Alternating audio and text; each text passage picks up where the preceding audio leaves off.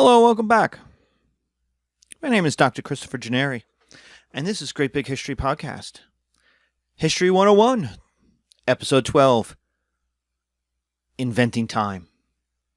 We're going to invent time. We've already invented government, we've invented religion, and now we're going to invent time. So we have a side trip into explaining our class. Okay, so let's talk about time. The Earth spins around the sun in an orbit. That creates repeatable seasons. Right? You have a winter, and over a certain period of time, you get another winter. Because the Earth is a distance from the sun. It's spinning around in an orbit around the sun, and the light comes off the sun, hits the Earth at a certain angle, and creates different seasons, depending on the angle of the Earth facing the sun at that particular place in its orbit. The Earth spins on its axis, which means a repeatable day and night cycle. And you can count these as years and as days. Every new winter is a year, every new morning is a day. Or you could go, every summer is a year and every night is a day. I mean, depends on how you want to do it, but you can because it's repeatable. Okay, so we got years, but what makes one year different from another? And the answer to that is change. Relative change. Not absolute change, but relative change. So in our video, we're showing a kid. Norman Rockwell, the kid is measuring himself to see how tall he's getting. That's change. Parents do this all the time. Children grow up. They have children. They get old. They die. Animals do the same. People move. They make stuff. They buy stuff. Great things happen. Terrible things happen. And before writing, all you had was old people to tell you about those events. So like old Nan in Game of Thrones is sitting there telling Bran, oh, you haven't lived through a winter. Let me tell you about the last winter we lived through. So before writing, there was no other way of getting that. You had to, old people were the archives. But one year from another is different because you're different. And you can remember the great things that happened. Oh, that's the year of the hurricane. Oh, that's the year I graduated high school. That's the year of the prom. So in The Simpsons, in a thing you can look up called the Simpsons Strike Breakers. That's what you can look up and find it on YouTube. You've got Abe Simpson telling a story. Well, we can't bust heads like we used to, but we have our ways. One trick is to tell them stories that don't go anywhere. People agree. Like the time I was caught the ferry over to Shelbyville, I needed to get a new heel for my shoe, so I decided to go to Morganville, which is what they called Shelbyville in those days. So I tied an onion to my belt, which was the style at the time. Now, to take the ferry cost a nickel, and in those days, nickels had pictures of bumblebees on them. Give me 5 bees for a quarter, you say. And now where were we? Oh yeah, the important thing was I had an onion on my belt, which was a style at the time. They didn't have white onions because of the war. The only ones you could get were the big yellow onions. Now, if you're watching the video, you can see this, but if you're not, if you're in the audio, you have to kind of remember. But how many times does he mention an event of that time? He wanted to go to Shelbyville. So he went to Morganville, which was Shelbyville in those days. In those days, to take a ferry cost a nickel. So he's telling you how things have changed, and the nickels had a bumblebee on them. So again, change. Oh, I wore an onion on my belt, which was the style at the time. So it's constantly putting the events into some kind of relation to other events. So it's putting it in relation literally to the present time. And we didn't have white onions because of the war. So there's a war that's going on. Now, the assumption is it's going to be World War II, but that's not necessarily true. But we didn't have white onions because of the war. So there's a war that you can now refer to. And that puts it into a certain relative time. So that's how the stories work. So writing then about these events is a chronicle. It's a list of events that happened. This is not history. These are chronicles. There are a list of events. There's no analysis of why this happened. There's no trying to link one set of events to someone else's writing to kind of figure out what's going on. So this is not history. We need a couple thousand years to invent history. But at the moment, we got chronicles. We got a list of events. This happened, and this happened, and this happened. In some ways, it's like your diary. But you need an anchor to tie all events to. What are they all in relation to? And this is the idea. Why? Why do you have to have an anchor? Well, because people only move in one direction. Unlike The Curious Case of Benjamin Button, the story by F. Scott Fitzgerald, people move farther away from the events. So when I was in high school, an event, the prom happened. Let's just talk about prom because let's have some trauma in our trauma class. But the prom happened. And then every day that passed, I was further away from the events of prom. I could never get back there. You couldn't do the prom again in the same way. And so your life only moves in one direction. And so now I go, oh, that was 20 years ago or 30 years ago or 10 years ago or 5 years ago. But it was ago. So you need an anchor to tie things to know what they're in relation to. So I can say it was in my 18th year. When I went to prom, I was 18. Right? It was in my 18th year. That's great. That doesn't help anybody else because their 18th year might be different. So now we're in relations to each other. And you have to go, well, your 18th year was my 30th year, which makes it, But if you have, it was 19 this or 20 that, you immediately put people into their place. It creates an absolute anchor. Have you ever heard someone say, it's time to move on from an event? Whether it's a friend, a parent, a therapist, you got to get over it. You have to move on. What does that mean? Move on. Why would we use that phrase? And the idea is because time moves on. You can't stop time. You can't go back in time. You only move in one direction. Now, there are some events, and they're rare, but there are some events like births. That's the big one. But also wars, death, that people move towards. Births and death are kind of the big ones. Births, are going to happen somewhere around 9 months in the future. Death is going to happen in the future, sooner or later. No one here gets out alive. Now, science, the invention of science has given us more things, like climate change and comets and hurricanes and blizzards. Like, a hurricane is coming at you in a way people 200, 300 years ago didn't know. So you could prepare for it. Now, you don't have a lot of time, but you got a couple days, maybe a week. But you got some time. Climate change, we have years.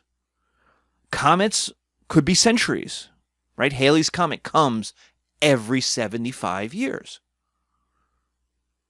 It's in an orbit, and it comes by us every 75 years. It takes science to kind of mathematize that, to understand that, to write. It takes writing, and it takes science.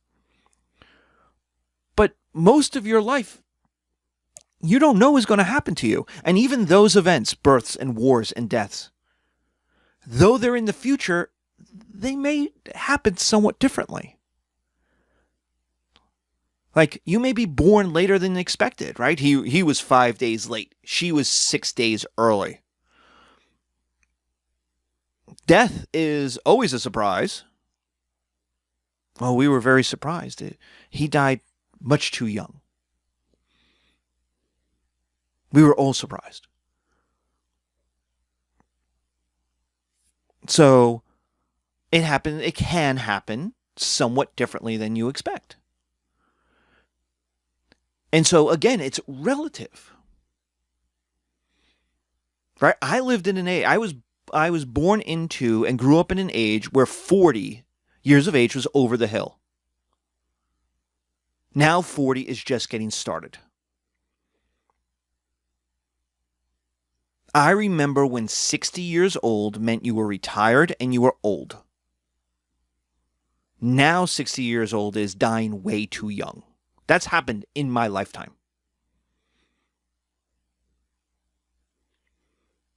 When my grandmother was born at the early part of the century, she would have been lucky to have gotten 45 years. She lived to be 45. It was like, hey, now you're playing with house money. She lived to be 90.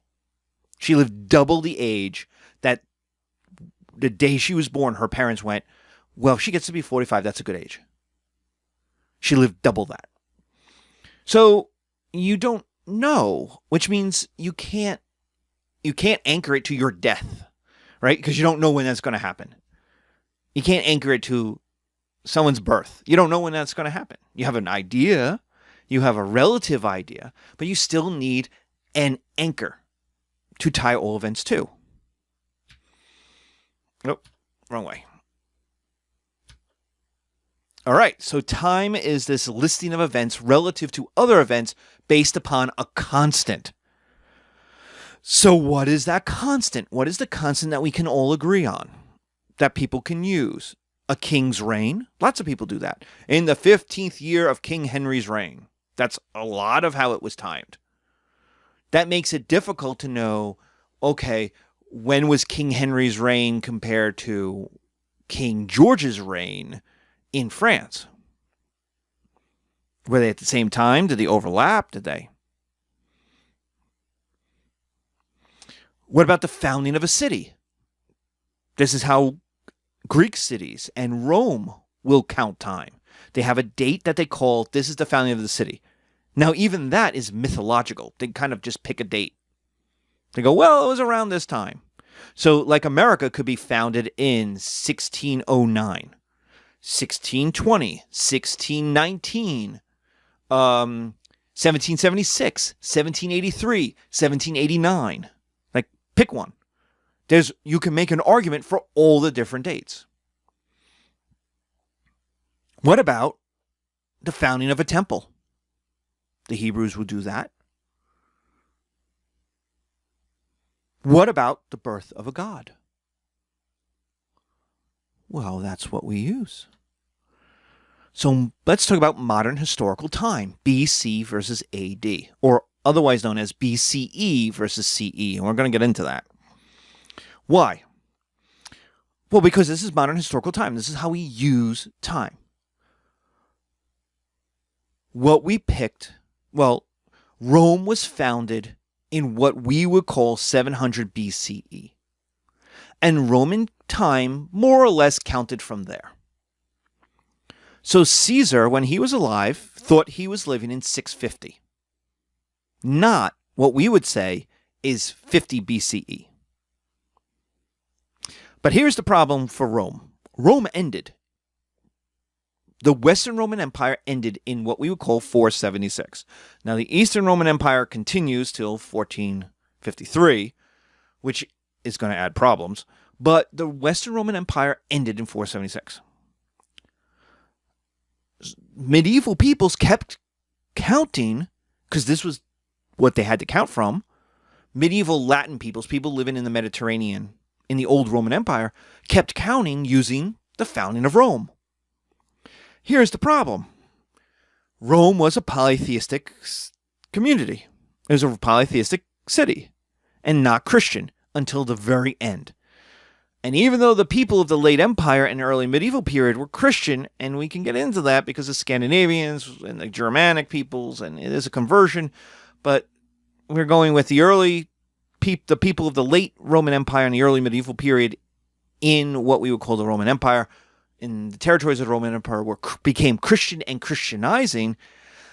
That didn't apply to a couple different peoples. The Jews in Europe, who lived in Europe after the diaspora, the destruction of Jerusalem in 60 to 70 AD, and the Muslims who conquered Spain. They count time from Muhammad and the Revelations and the Quran. And so they count what we would say is 630 would be their year one. So we have a polytheistic pagan city, Rome, being used as the anchor for a bunch of Christians who themselves are heterogeneous because it's not all Christians living in this period, in this territory, in this period. And it raises the question, why are Christians counting time from the founding of a pagan city which persecuted them, just threw them to the lions? And the Jews in Europe have a completely different time because they're counting from the temple, from the founding of the temple, or even earlier. And Muslims are counting from 630. They're counting from later. So why are Christians counting time from this founding of the pagan city? And so the answer is Jesus. The answer is, what do we do when you have Jesus? Medieval Byzantine monks said we should count from Jesus' birth. Why would we count from a pagan city's founding? We should count from Jesus. Jesus was the most important event in the history of the world. Okay? This raises a problem. And what problem is that? Well, when was that? When was Jesus born? We only have 4 Gospels about Jesus' life, 4 stories, and only 2 of them refer to him being born, to a birth story. 2 don't talk about it at all. So when did these events happen in relation to all other events that were also happening? Where is Jesus born compared to the building of the pyramids, or to Moses, or to Alexander the Great, or to the writings of Plato, or to the writings of St. Augustine, who happens after Jesus? Nobody knew.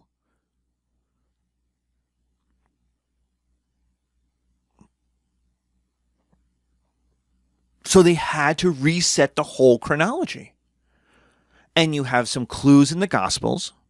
You have the lists of Roman consuls, which works out because their job was a 1-year job. So you just kept counting counselor, and going, well, that's 1 year, right? You have the writings of the Greeks and the Romans, who put things in relation to each other. But we have to be fair, the Greeks and the Romans were writing about events usually long after those events happened. Plutarch's Lives, where he does a bunch of biographies, are happening 300 years after those people were alive. And so, how accurate is he in which year of someone's life did Brutus Calculus go to prom? But they use all this stuff, they turn it into a soup, and they're like, well, we have all these clues, we have all this stuff, and they go, Jesus was born in year 1. Okay, so we now have a year 1. So which means all events that happen afterwards are a positive. Plus 33, you get the crucifixion and resurrection. Plus 60, the destruction of the temple. Plus 476, the last Roman emperor in the West. Plus 800, Charlemagne. We are plus 20, whatever, wherever you are. 2020, 2021. Okay, great. That's easy. So we can count up. No problem. What do we do with all the stuff that happened before Jesus? Because we know events happened. Plato was alive, right? The Roman Roman Empire was built, right? Caesar lived. We know this stuff happened, so we can't discard it. We need it, right? So what do? Well,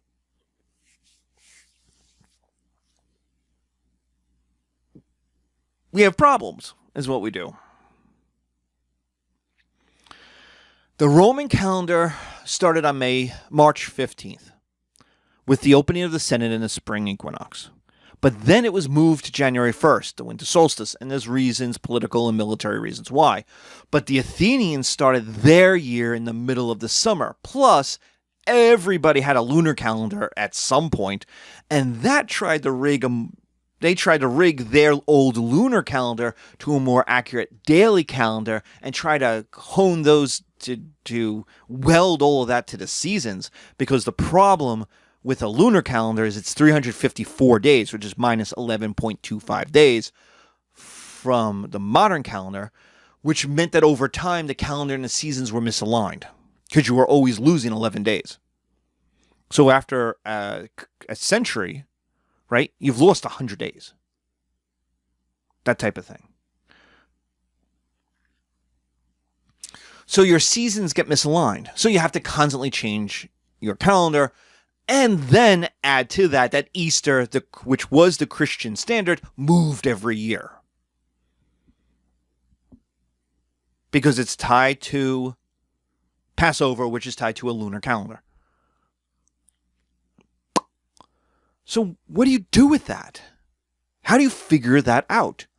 And the answer became before Jesus. Okay, well, we're going to start with after Jesus, Anno Domini.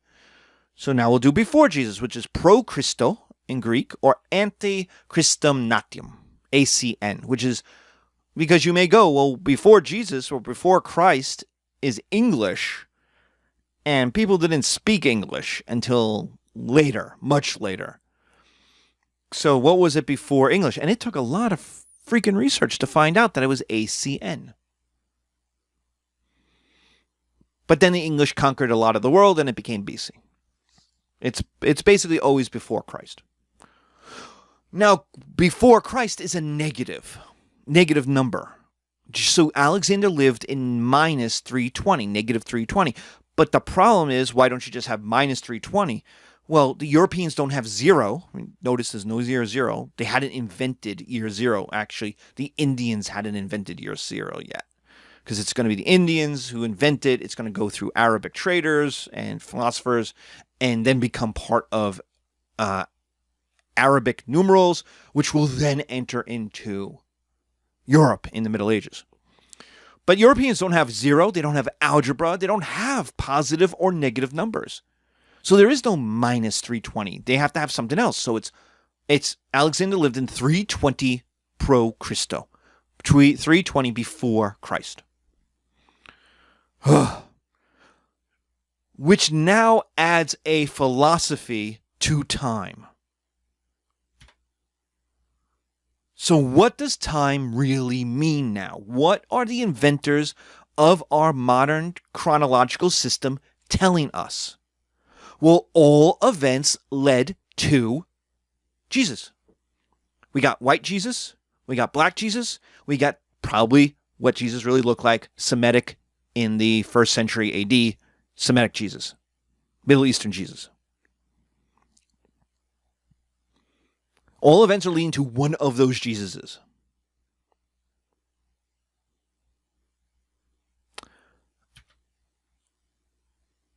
Okay, so all events before Jesus are leading up to Jesus, the most amazing event in the history of the world. Remember, that's not me saying this. That's what time is telling you.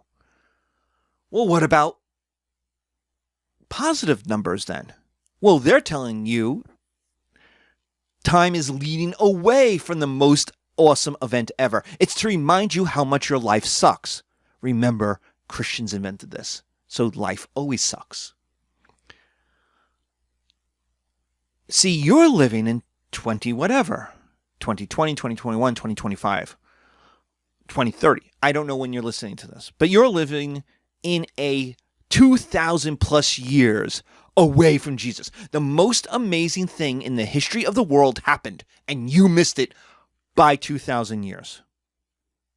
You could have been one of Jesus' homeboys, and you weren't. Why? Because you weren't born for 2,000 years. You suck.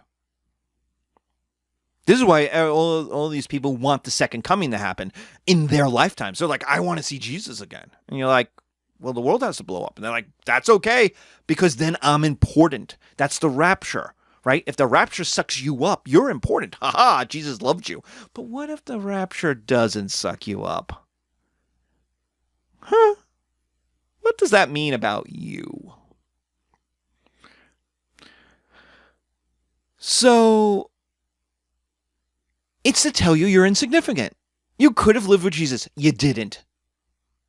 Sucks to be you. So not only did you miss Jesus, but you missed all the other things that happened too. So time reminds you that you missed out on a lot of stuff and you're insignificant. That's what time does. Every time you write down 2020, it reminds you of how insignificant you are because you're not near one. And you're just getting farther away from one every year. But just to make you feel a little bit better, researchers believe that the monks miscalculated and they were off by about 7 years, so that Jesus was actually born in 7 BC BCE. Jesus was actually born 7 years before Jesus was born, according to time.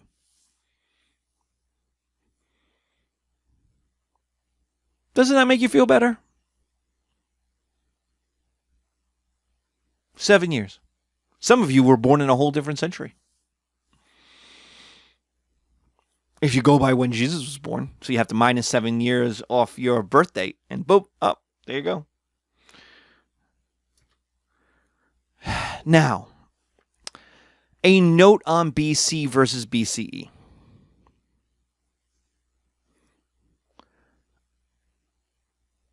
AD and CE, Anno Domini, the year of our Lord, versus CE, the Common Era, don't really matter because we just drop it.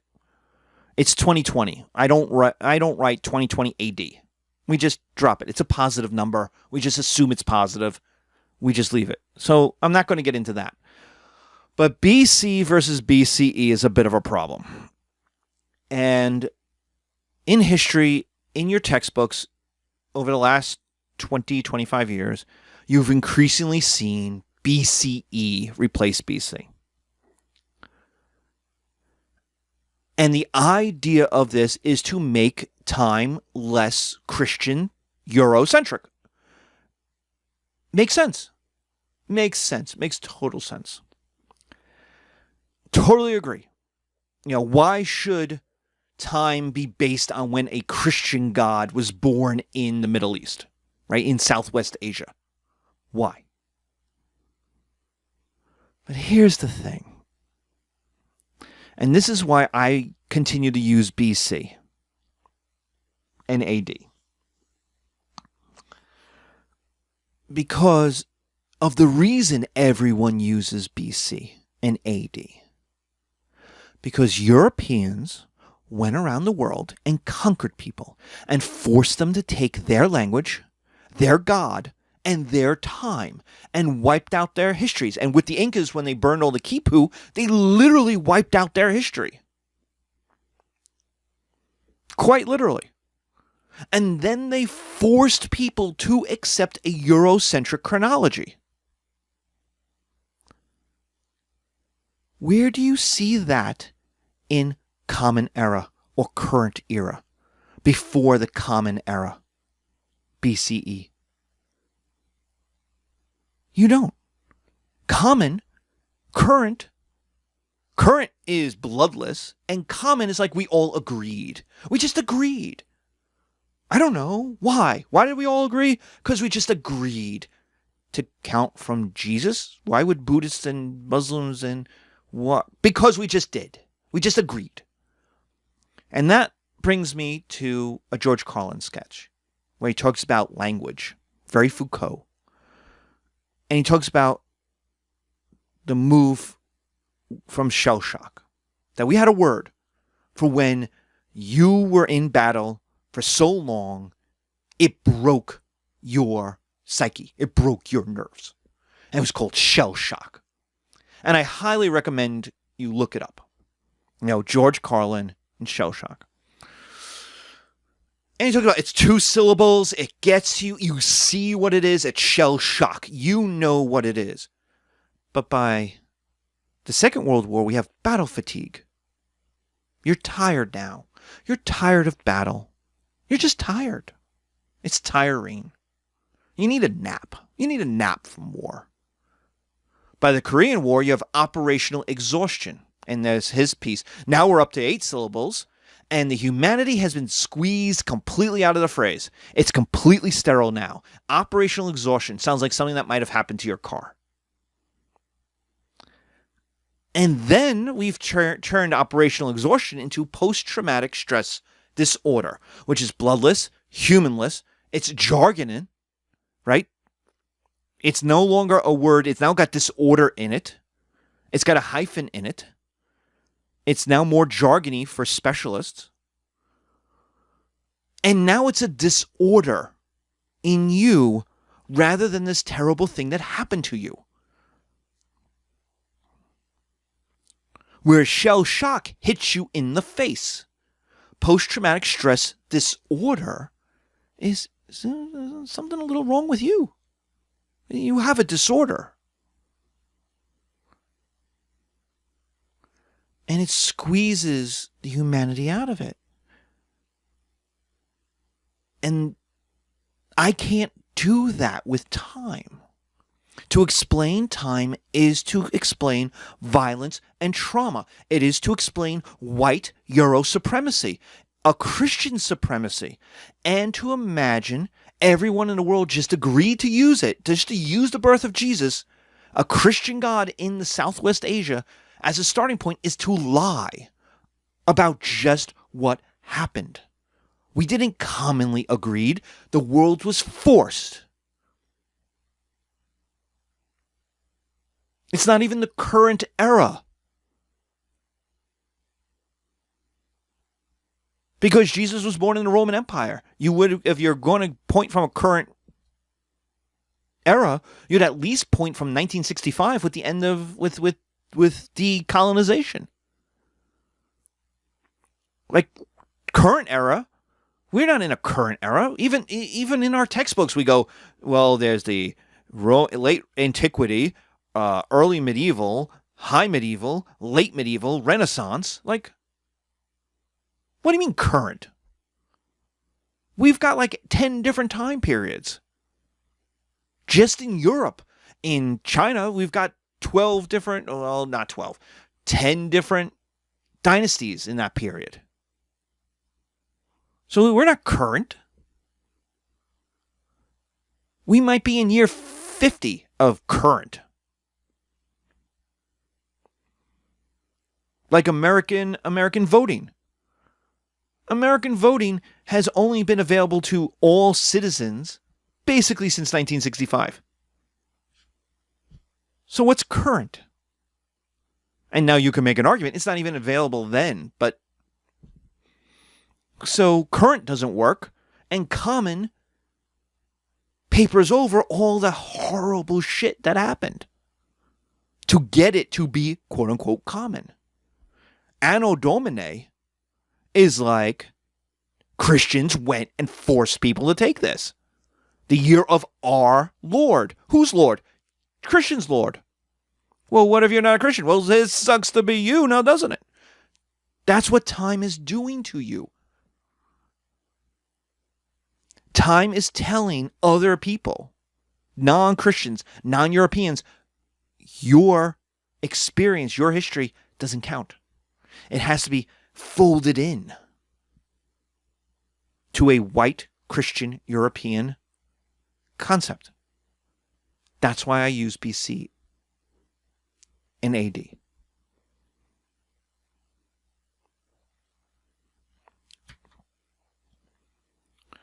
So what about our class? Well, our class goes back and forth in time. We are not a linear class. We're like a typewriter resetting or eating corn on the cob. Here's Donald and Mickey doing a little GIF, but you could see it. And in the cartoon, they actually use a typewriter. Ding! That you may have never used, but it's you type from left to right, you go to the end, you hit return, you go back to the start of the line. It's like you typing in Word. And so the point of why I made this lecture and the point of why we're talking about this now is because we're going to go back in time. See, we talked about Mesopotamia, the start of settled civilizations, and that's about 5,000 BC, right? So that's all the way to the left, right? And then we have Babylon, and we talked about Assyria, and we talked about Persia, and we'll talk about the Hebrews, right? Even though they're Mesopotamian, but separately, so that's why they're in their own section, right? But now we're going to talk about the Old Kingdom of Egypt. We're going to talk about Egypt, which means we have to go all the way back to before Babylon. But midway through the start of Mesopotamia. And even then, Egyptian civilization is older than this. And then we're going to have the Old Kingdom and the Middle Kingdom and the New Kingdom, and then the age of foreign domination in Egyptian history. And that's what we're going to kind of talk about. Right? And then we're going to reset to talk about the Hebrews. And in the middle of this is the Bronze Age collapse that just kind of hits this crack right through Mesopotamia, through Babylon. It happens before Assyria and Persia, which is an important thing when we talk about the Assyrians. They are totally affected by the Bronze Age collapse. It's the start of the Hebrews as a separate Canaanite people. And it is the end of the New Kingdom in Egypt. Like, it affects everybody we're talking about. And so you have to understand, because now we're going to go back. We're going to go actually in Egypt. When we talk about the Old Kingdom, we're talking about a period of time before Babylon is built. Babylon and the Middle Kingdom were contemporaries. So in some ways, it's like doing a history of your grandfather, right? And finishing with his death. You're like, okay, Grandpapa's died. All right, let's do a story of Grandpapa's brother's life. Okay, well, now you're going back in time. Because his brother's life is going to start right around the time that your Grandpapa's life started. And you're going to do those events. And that's kind of what our class is doing. And that's why I made this lecture for this. And I know this is a long lecture, but we invented time, one of the most complicated concepts out there, and why we do what we do, and why we use the words that we use, and why we think the way we think. And this is something that probably none of you have ever contemplated. You just said, oh, it's 1995. Oh, I was born in 2001. But without any realization of what time is telling you, why we use what we use, why you were born in 2020, why you were born in 2001 and not in 842 or 5. And so these are the kind of things that we're here to think about. So be safe, be careful, stay healthy, and thank you very much for listening.